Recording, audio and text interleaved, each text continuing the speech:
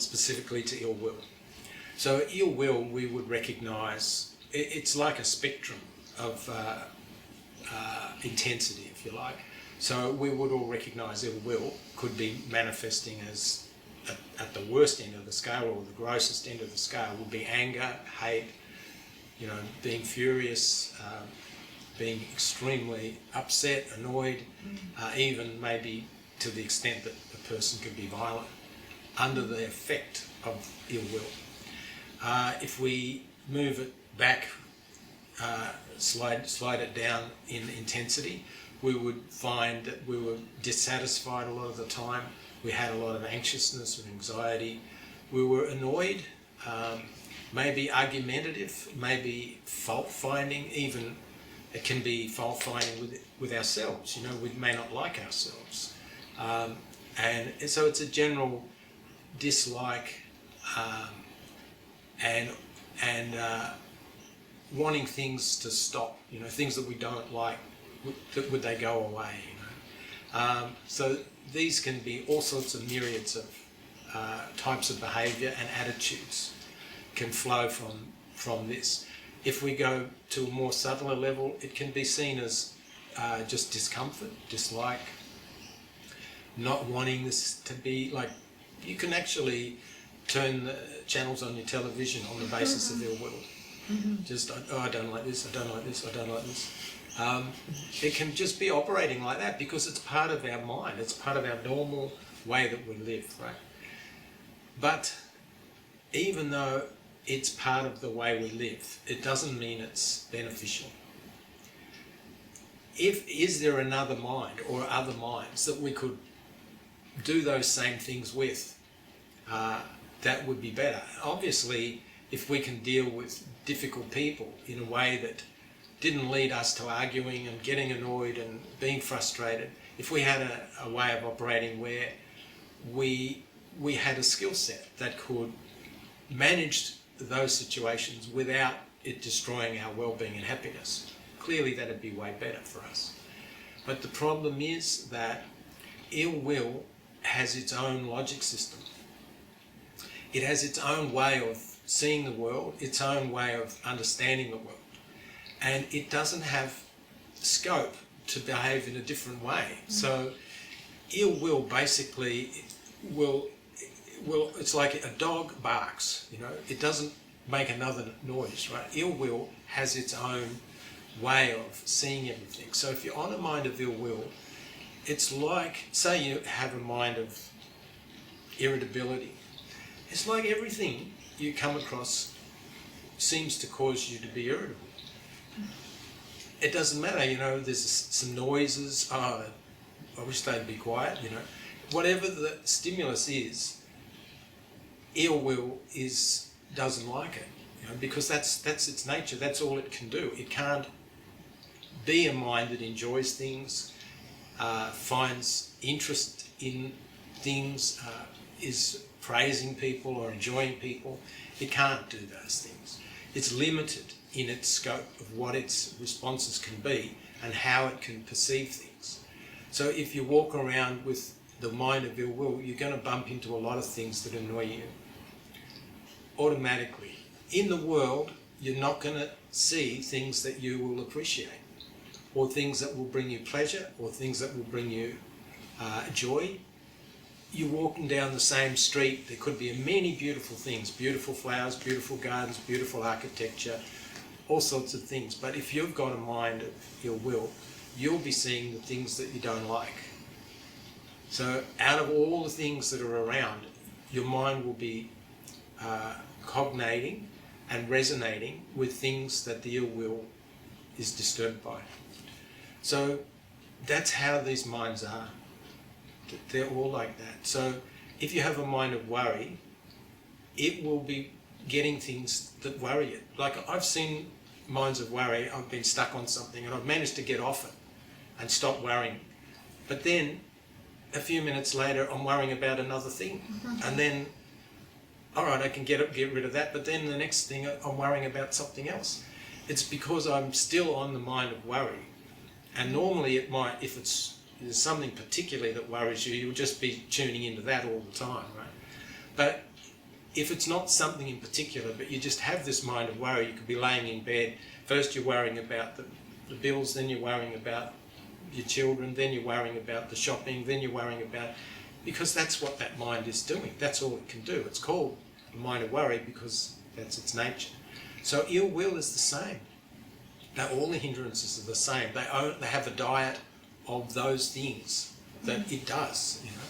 So ill will you can't enjoy things with ill will. You can't be friendly with ill will. You can't, be kind. Actually, ill will is kind of the opposite of being kind. If you look at its nature, you know, if you're very angry, you want to really rip into the other person. You know, you want to put them down or stop them in their tracks or convince them that they're completely wrong and you're right. It's like the opposite of friendliness. You're really trying to shut the other person down, and if you're really angry, you might want to hit them as the way of, it's like you're interested in harming them. You're not interested in the well-being. You want to do some damage. You know? That's the really angry mind. It's like that. So, so when you scale that back, even when it's not anger, it's still a basic dislike of others. That's its nature. It's not going to turn around and like people.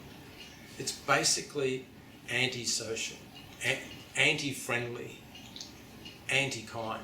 You know, that's how it manifests. That's its activities. So I think probably if you just see that the logic system of ill will means it can only behave in certain ways, and there's a whole lot of other ways that would be good, like forgiving people, recognising that people that are upset are in pain themselves and maybe you could comfort them, recognising that somebody that's struggling, maybe your kindness would be helpful. But ill will doesn't have those options. It doesn't have that kit of parts. So this is the nature of these minds, that they're unwholesome, they're unbeneficial, not only to others, but they're not beneficial to us because they also treat us badly. Just as they would treat others badly, those minds are beating up on us. Those minds are not friendly to us. They're not our friends. They're not supporting our well-being. They're causing our problems. They're happy to, they don't have a receptor that says, oh, am I giving Frank a hard time, you know, if it's me or you or whoever. Those minds don't have a process where they're assessing whether they're actually causing us pain. That doesn't exist.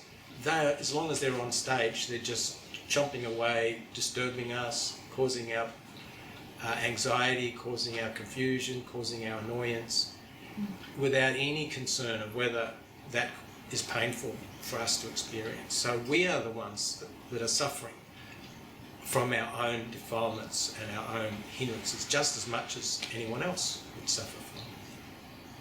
So this is the idea that ultimately we have to abandon them because they're completely not remotely connected to our true well-being. They can't contribute to our well-being. You know, even though on one level they might be habitual, you know, we might actually use them to get things done, you know. Sometimes annoyance can drive people to do something, right? Also annoyance can be, you know, can be skills associated with these minds, right? They're not stupid. It doesn't say they don't have intelligence, but they're very much negative in how they operate. So, but they can be clever. My word, they can be clever. An angry person maybe can provide a magnificent argument for why they're right and you're wrong. They have intelligence, but underneath that, their core business is not wholesome. Their core behaviour cannot generate well-being and happiness. So the fact that some of these minds are clever induces us to use them. People like winning. They like arguing. They like maybe overcoming or maybe even controlling other people. This happens, right? And this is the nature of unwholesome minds. They're not really interested in the well-being of others. So they're very tricky and sticky. So they're sticky and tricky.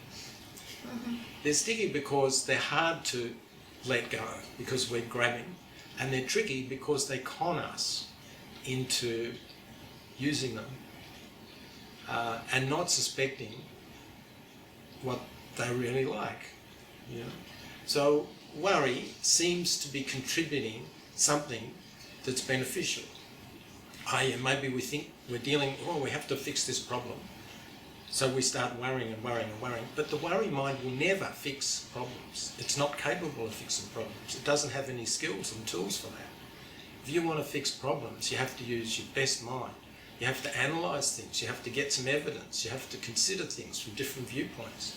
You have to have a way of assessing the risks and the strengths and the weaknesses of the different elements of the problem. Worry hasn't got any of that stuff. Worry just worries. But it looks like and it feels like you're dealing with the problem because you're on it, but you're worrying about it, and that's not going to reduce the problem at all. I don't remember, and I've thought about this, any problems that I've been able to solve through worry. But when I've, the next day I've sat down and I've written, I thought, yeah, that could fix it. When I've done analysis or used a different mind, I could find a solution usually. Or I could find a plan, I could plan a solution, or I could assess something and figure some of it out, right? But the worry mind is not capable of that. Yet it might be the mind that we use when we have problems, and we might be stuck on it for ages. So this is the sense that they're tricky. Okay, so what we've talked about it. So I think the thing we need to go on to is, okay, how do we abandon ill-will? What's the method? How do we firstly let it go, and then further, how do we abandon it? So we're not in the ring boxing our own mind, which is giving us a hard time. We want to get out of the ring, leave that mind and go and do something better. So that before we do that, I want to just go around and see, firstly, Simon, you've got any comments you'd like to make, or other elements of this that you'd like to contribute? The hindrances stop us from seeing the way the world really is. Yeah. And so with anger, some of the symptoms of anger is that things, people are always wrong, and stuff's not going well, and someone can put a lot of effort into something and give it to you, but this is not, it's like, I don't really want that. Even though actually on another day it could be the most perfect, beautiful thing. Right.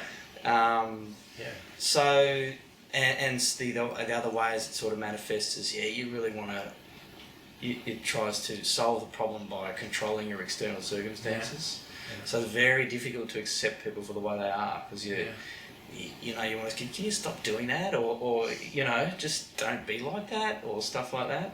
Yeah. So the anger, the irritation is about trying to fix things, which just it goes on this journey to try to solve the problem, but it just can never, just causes more problems. Yeah. Mm. Yeah. There's this is something to do with the bias of anger. So a good way of looking at the bias of anger is, say you had an argument with somebody. The angry mind will not concede a point to the other person. Like, they could give you a good argument, but the angry mind will never acknowledge that. It will just try to defeat it. So it's not balanced. It's completely lopsided. It's not capable of really empathising with the other person's viewpoint, of accepting the validity of the other person's belief or understanding. It's completely, there's a word for this, I'm not sure what the word is, but I'm using the word bias, but it's one-eyed. Mm. And all it really wants to do is win. Mm. It just wants to win, right? It'll end up, when it's run out of good arguments, it'll just yell. It'll just abuse the person, right? It's so committed to defeating them. And even when it doesn't have any resources left, it'll just be brute force, and it'll scream and yell and throw a tantrum. Mm. Now, this isn't a good mind, right? This isn't a sane mind. It's not. On one level, it's intelligent, but it's not wise. It's really unwise, and it's incredibly narrow in its way of processing things. So, mind is not a self. This is not who we are. This is just one type of consciousness that can come up, right? We can have lots of different types. If we have a love mind, we'll never behave like that. We will never just be throwing abuse at the other person. We will never be trying to defeat them, because love just doesn't do those things. Love is interested in the other person's well-being. So these types of consciousness, we might take them to be a self, but they're not. They're just different types of consciousness. And some days we're on this one, and some days, or some minutes we're on this one, and then we're on that one, and then we're on the other one. If we think that they're our self, then we'll hang on and fight to win, right? If we know they're not a self, that they're just one type of consciousness, we won't be so dogged and so bloody minded. And we'll be able to recognise that this is not beneficial. This behaviour is immature. This behaviour is not helpful. And we'll just not do it. Right? So this is the blindness of the hindrances. They are completely blind to what later on, I mean, even the next day we might recognise we were over the top. You know? The hindrances don't have that. They don't recognise their own nature. So when we're in them, we're blind. Okay, so what we need to do is, well, firstly just go around and see how you're going, and then we'll talk about how do we get off these 5 hindrances, and specifically today it's ill will. That's right, Connie. I notice you smiling quite often, recognising, things that sort of run true.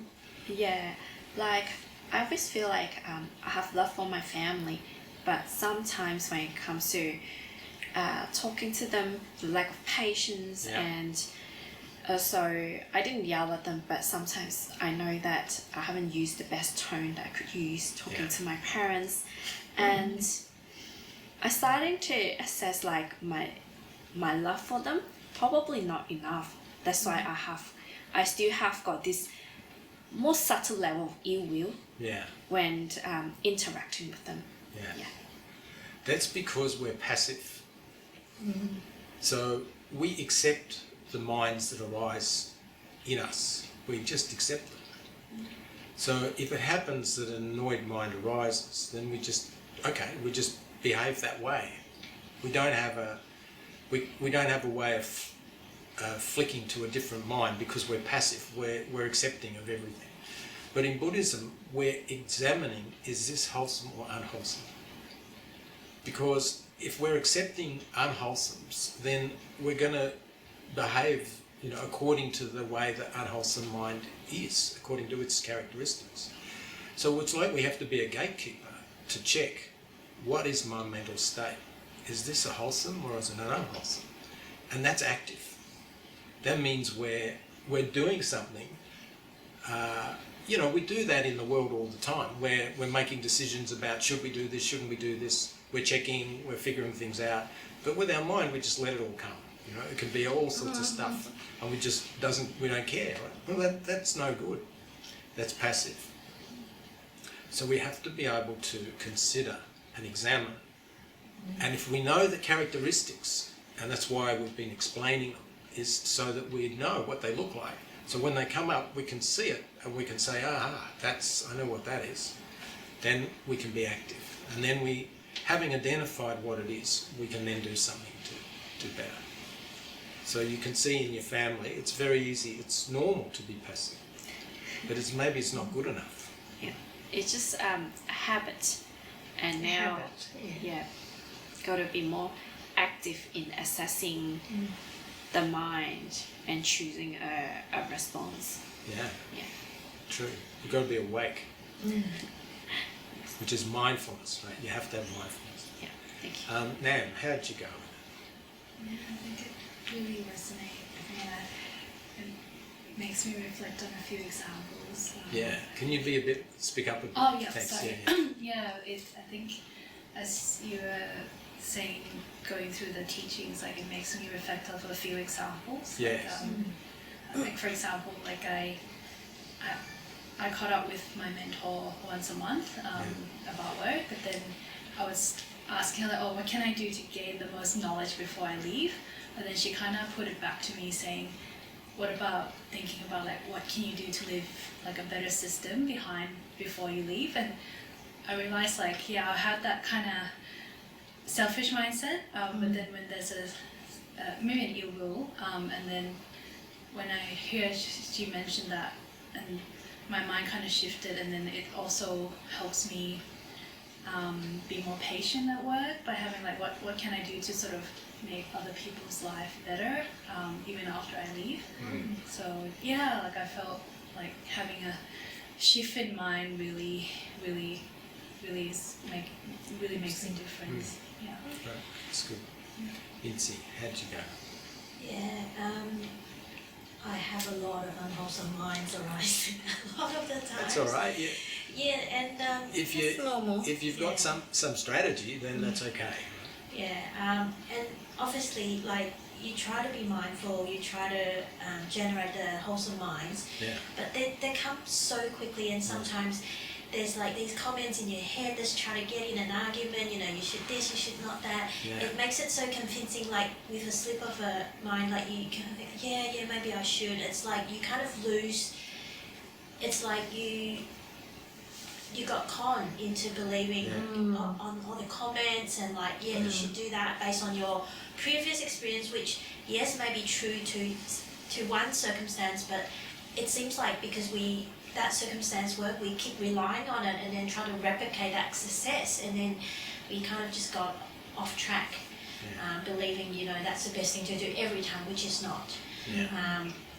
It's like you try to replicate success more than trying to, you know, the concern wasn't about, you know, is this the best interest for both parties involved? It's just more like, okay, that worked that time, it must work every time. It's like it's really fixed about just having it a specific way, and there's no leeway for like any you know, any generosity or any patience. So yeah, I can see that occurring a lot. So but I'm trying to always when I recognise there's an unwholesome mind, it's like when I drive, you know, especially when you drive to work in the morning, there's a lot of people who will cut into your lane, and then it's very easy for you to just say, that is wrong, you know, they shouldn't have done that, that was dangerous, you know.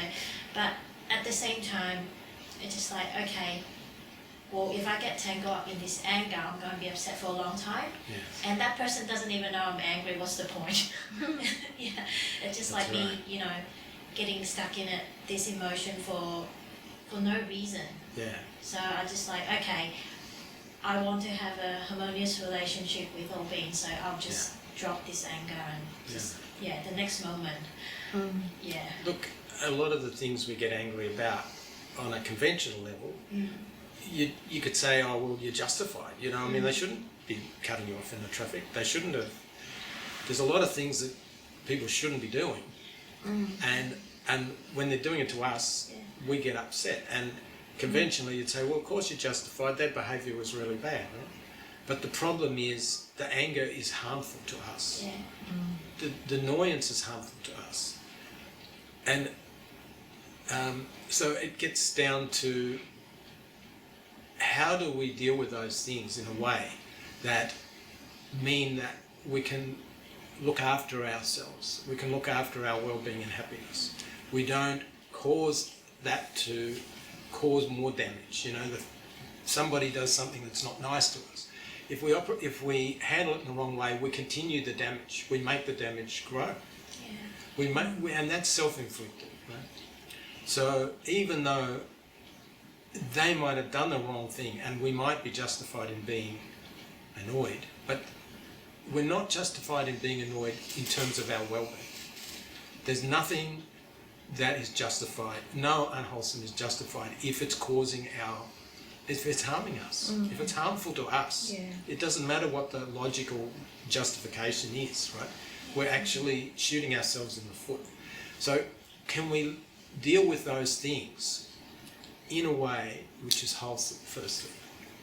and then that's also appropriate, right? That's skillful, right? So this is a whole skill set we have to build. You know. Yes. Thank you. Yeah, I think to know that, like, you know, to recognize that, like, sometimes because we follow that, you know, oh, you're justified to be angry, Yeah. then you actually believe in your own sort of angry mind that Yeah, it's right. and that's one of the tricks of Yeah. why it's tricky, Yeah. because it makes sense to be angry. Which is not nice anyway. Like, it's like, I want to be right so I can be angry. It just sounds really wrong when you try to say it that way, but we Yeah. get tricked all the time. Yeah. The 5 hindrances are highly addictive Yeah, and very seemingly rational. yeah. This is the that main makes problem. sense to us. Yeah. Yeah, Yeah, that's yeah. part of it. So we need sort of interventions, isn't it? That's what Yes. we're trying to do. Interventions and disruptions of these sorts of patterns of thinking. Yeah. I mean, look, the problem is those two things, they're highly addictive. They make sense to us, but they're highly dangerous. Yeah. And that's the bit that we don't factor in, right? And if you look around in the world, you can see the danger of these. And also you can see that generally everyone believes the mental state that arises in their mind, right? So you can see people doing ridiculous things, you know, things that'll put them in prison, things that'll, you know, breaking the law, things that are self-destructive, simply because people are caught by the mental state that's arisen, and they don't have a way of recognising that it's harmful. It's addictive and it's self-justified. So the person that's doing something really dumb, at that moment thinks they're doing something completely makes sense to them, right? Everybody that's doing whatever they're doing, even the stupidest things, from their side, and it can be us too, we believe what we're doing makes sense. But is it beneficial? Oh, we didn't ask that question. Is it helpful? Is it wholesome? I don't know. I never thought of that. But this is like the immediacy is these minds are like traps. They are tricky. So, but the point about it is, once you know that, once you recognise that and you understand that, you're way better off. You're so much better. You're empowered to deal with those minds in a way that you don't get caught by them as much, right? Okay, initially, there's no way we can just jump off those minds, you know, completely. It's a process over time where we learn how to not be caught. We learn a set of skills where we build skills of how not to get caught up in dumb minds, basically. That's what we have to do. We have to train ourselves. Like we've got skills in all sorts of things that we learn for life, right? Did we learn this skill? No, never. So we keep getting caught up in things that are basically harmful. So we have to start building skills. This is sort of our own inner development. Skills of how to develop our wholesomeness and how to abandon our unwholesomeness. And you can develop these skills. They're perfectly developable, I should say. So that's what our journey should be if we're on a path to what is our well-being and happiness. That's a key part of what we need to understand. Because the hindrances are the reason that we don't have well-being and happiness. We have to not use them. That's the skill. So let's have a look at it, right? What are these skills? Yes, no. What are your thoughts on sadness? Yes. Sometimes I find comfort in sadness, but I'm not sure if that's the right thing because Yes. I enjoy sometimes listening to sad music, sad movie, Yes. have a cry, and I feel better. Have a But, cry. Oh, this is what I was saying. at the same time, like, I'm really enjoying this. You're enjoying it. Okay. Well, normally sadness is accompanied by unpleasant feeling. And it doesn't lead to, well, you said afterwards, after you've had a cry, you feel better, right? So it's sort of cathartic. But the problem is when we use these minds, it's like, this is to do with karma, okay? So when we use something with volition, it means that we're making the karma for that mind to come again. It's like we're making the causes for that mind to arise again. So this is what we conventionally call habit. That if we do something a lot, it's like it comes back to us again and again and again and again, and that becomes habitual. So the problem is that these minds produce other minds that can arise in the future of the same type. So if we're an angry person now, when we're angry, we're causing ourselves to be angry again. So say somebody yells at me, and then I get upset and I yell back. So what's happening is when I yell back, I'm making the causes for somebody in the future to yell at me. And when I get upset, I'm making the causes when they yell at me to get upset again. That's karma. And karma is, in this sense, it's like a loop, right? That what you use, you're making it more of the same. So if you use unwholesomes, then you're going to have them again and again and again until you learn either, well, you don't have to learn, right? But the only way you stop that is when you learn, hang on, this isn't helping. Actually, sadness does not bring peace. Sadness does not bring clarity. Sadness does not bring wisdom, does not bring... There's a whole lot of things it just doesn't bring, right? And what it does bring is more sadness, because that's the karma of it. So in the present, you might have some rationale of why you think it's okay, but you haven't analysed it in these terms. You're just seeing it superficially on the surface. So some people think by being angry, by letting it all out, somehow that's fixing the anger. Well, they might feel better, but they've made another mind of anger to come back in the future. And also they've made a belief system that thinks anger is good.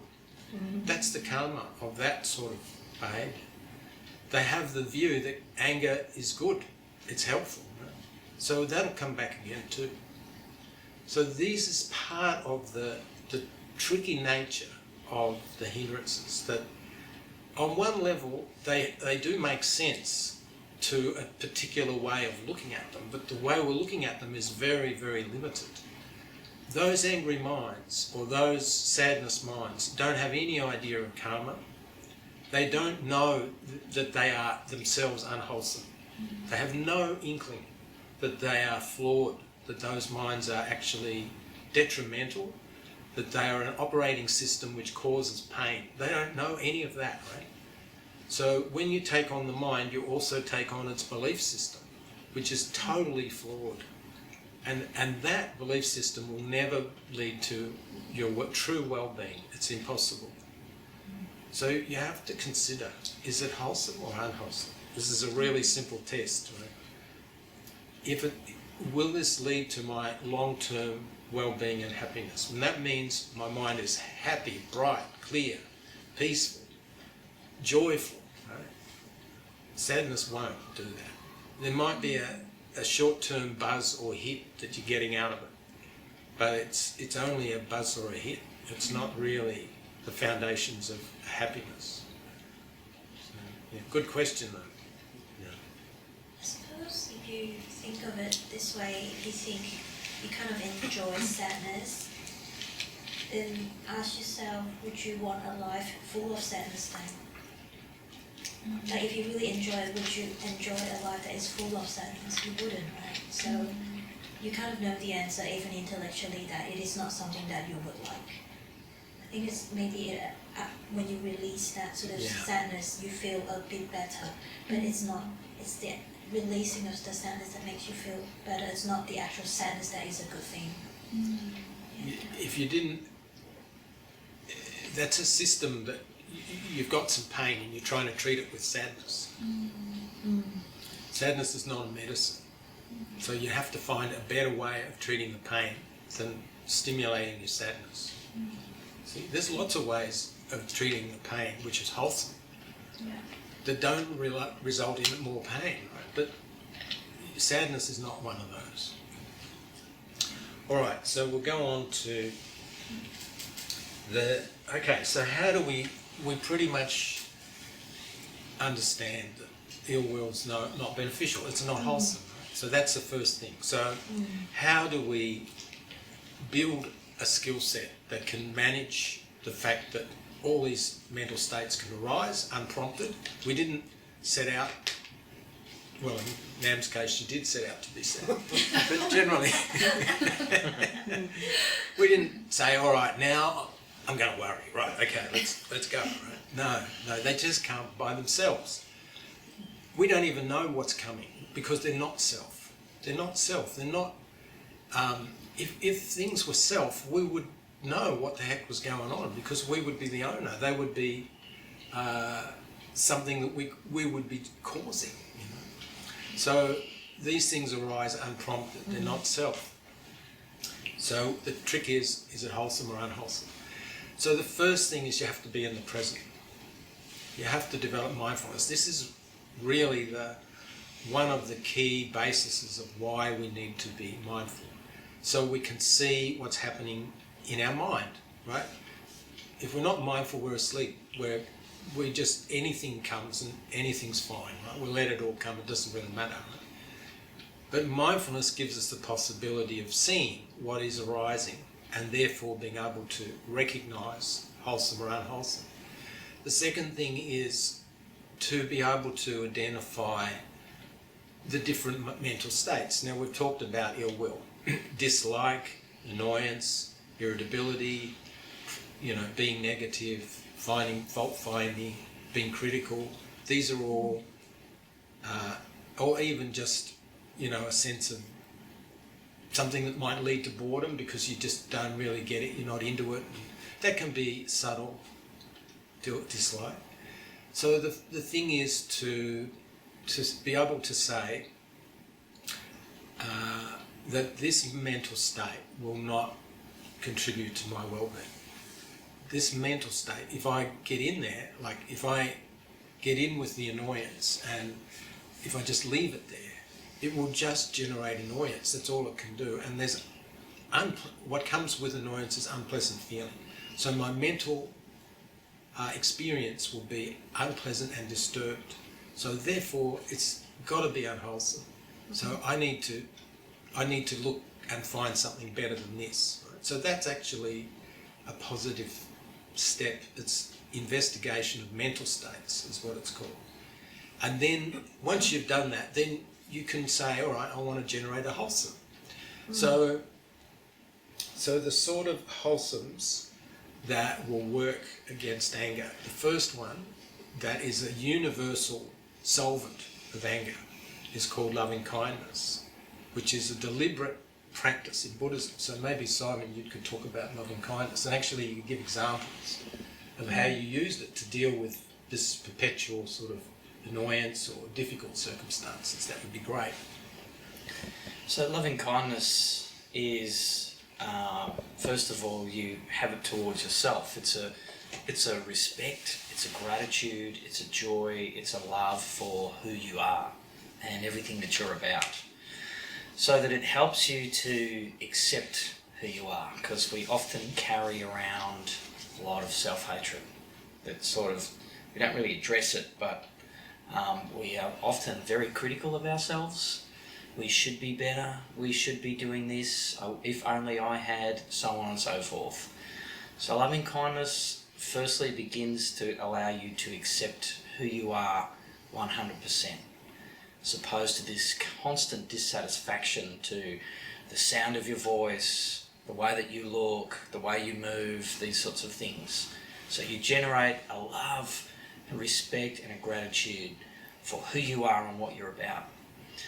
And then what you're doing is, once you've generated that feeling for yourself, you then want to have the wish that everyone else can feel exactly the same way. They don't have this anxiety that we're walking around that we're not good enough and that we need to do more and we should be doing so many other things that we're not, and get into this tangle of, you know, we can't accept who we are, we hate who we are. So you turn it towards yourself, and then you really develop a genuine wish that other beings can feel the same way, can have this idea that they are good and they do matter and they are important. So I used this technique in order to become better in the classroom, because the first time I started teaching several years ago, I had a very, very challenging class. It was very frustrating because the students weren't listening, they weren't paying attention to me, they weren't behaving in the classroom, they weren't learning anything, they weren't doing anything. And no matter what I did on a conventional level, I couldn't get them to respond to me and what I was trying to do. So I knew about metta, and I knew that metta is very powerful. So I applied this technique to my work. So what I did was, in the mornings, I would start by sending metta to myself, which is also, it's a sense of forgiveness. So whatever mistakes that you've made in the past, you can forgive yourself for that. And also, if you send yourself metta, it helps you to recognise that failure is not a major problem, it's just something that happens. So I'd send love and respect and gratitude to myself, and then I would send it to the students that I was teaching. And over time, they started to get a little bit better. They started to calm down. They started to be a little bit better behaved. They were still doing some of the things that they would normally do. But what I notice is that when your metta is very well developed and very strong, someone can do something that maybe 3 months ago you would find really irritating is not irritating anymore. You would notice that you used to find it irritating, but what it's like is it sort of, their behaviour just slides off you. It doesn't stick to you in the way that it used to. It doesn't irritate you or disturb you in the way that it does, because you've got this baseline level of loving kindness for yourself and that other person that you've developed to quite a powerful degree. So I found it was exceptionally powerful and a very positive practice to do when dealing with people who explicitly, you know, we're talking teenagers here, don't really want to deal with you.